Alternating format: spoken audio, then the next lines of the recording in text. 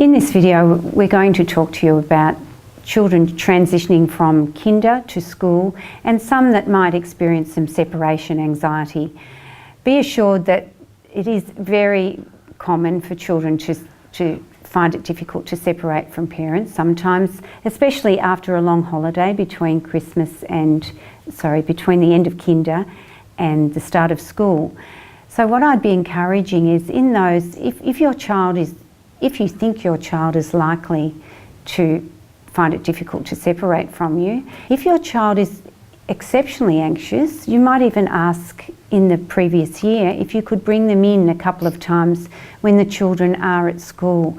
Sometimes they find it easier to go into a classroom that's set up and to be with the children, could be just for 10 minutes once a week for a couple of weeks, and that might be enough just to allay their anxiety, because often it's to do with just the unknown.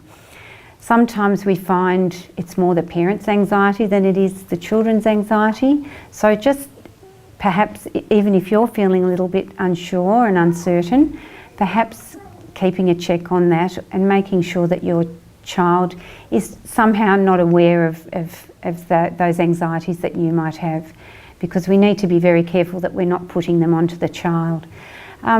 When they come into the classroom, we try and make that those first few weeks very similar to kinder, so they're transitioning very slowly. So the change between kinder and school is not dramatic in those first weeks, and then gradually they settle into the routines of school life.